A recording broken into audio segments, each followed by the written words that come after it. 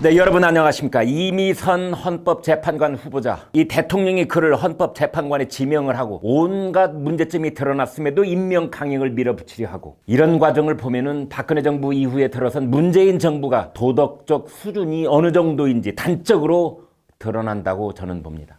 어느 정권이든 도덕적 흠결이 있는 사람이 고위 공직에 오르는 경우는 있었습니다. 그러나 지금 정권은 그 도덕적 흠결을 부끄러워하지 않기로 결심한 사람들 같습니다. 온몸에 오물이 묻어서 냄새가 진동하는데도 이 정권 사람들은 우리가 뭘 잘못했느냐고 대듭니다. 내가 하면 로맨스, 네가 하면 불륜, 내로남불. 이 정권의 특징이 내로남불인 줄 알았는데 그 정도가 아닙니다. 이 정권은 적반하장, 도둑이 몽둥이 들고 설치는 형국입니다. 이미선 헌재재판관 후보자의 남편이 오충진 변호사. 이 사람에 대해서 자유한국당은 이렇게 설명을 했습니다. 거래 정지 전에 주식을 대량 매도하고 거래 재개 후 폭락한 주식을 다시 사들여 공정위 과징금 처분 직전 대량 매도하는 등의 매매 형태는 전형적인 작전 세력의 패턴이다. 자, 이게 무슨 말입니까? 제가 풀이를 좀 해보겠습니다. 흔히들 주식 투자는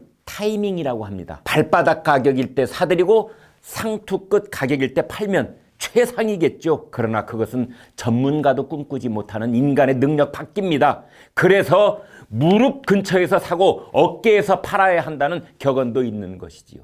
그런데 이미선 부부는 거래 정지 직전에 주식을 대량 매도했다는 것입니다. 가던 배가 폭포로 떨어지기 직전에 배에서 내렸다는 뜻입니다. 이어서 가격이 폭락한 상태에서 거래가 재개된 주식을 다시 사들였다고 했습니다.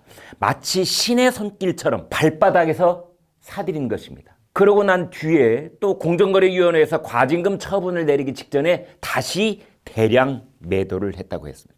이번에도 역시 배가 다시 한번 폭포로 떨어지기 직전에 배에서 뛰어내리는 신의 솜씨를 보여준 것입니다. 여러분, 이 오충진 변호사는 존경하는 자유한국당 주광덕 의원님께라는 제목으로 글을 올렸습니다. 의원님과 사법연수원 23기 동기 사이인데 이렇게 공방을 벌이는 악연이 맺게 돼서 매우 유감 어쩌고 저쩌고 그런 말을 했는데요.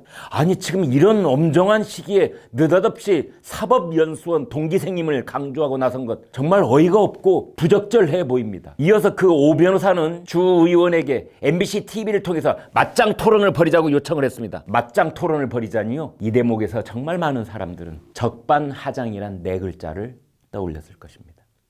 이 오 변호사는 강남에 괜찮은 아파트 한 채 사서 35억짜리 하나 갖고 있었으면 이렇게 욕먹을 일이 아니었을 텐데 후회 막심 이런 말도 했습니다. 오 변호사는 국민들의 이해를 얻기 위해서 자기 부부의 솔직한 심정을 드러내는 수사기법을 쓴다고 썼는지 모르겠으나 강남에 35억짜리 아파트 한 채 갖고 있었을 걸 그랬다. 이 대목이 국민의 눈높이와는 얼마나 동떨어진 생각인지 깨닫지 못하고 있는 것 같습니다. 바로 얼마 전에 김의겸 전 청와대 대변인이 25억짜리 상가 투자가 문제가 되어 물러났다는 것을 남의 얘기로만 아는 모양입니다. 오충진 변호사는 이어서 부동산 투자는 불로소득이고 주식 투자는 윤리적인 투자라고 했습니다.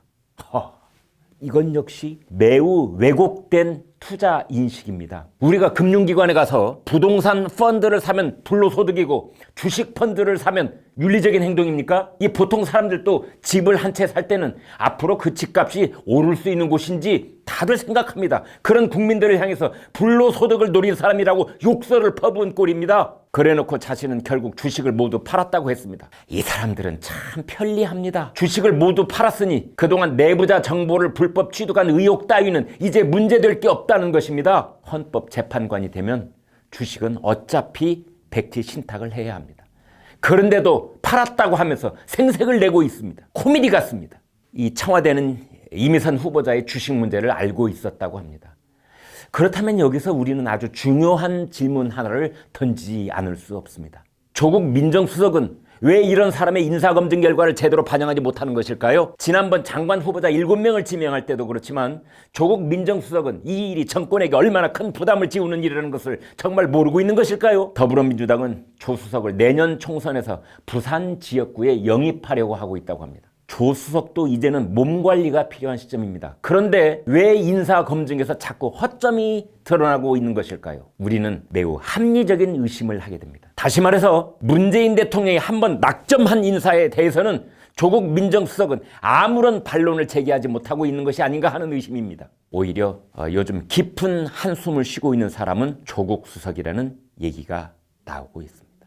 네, 김광일의 입에 공감을 하시면 구독과 좋아요를 눌러주십시오. 고맙습니다.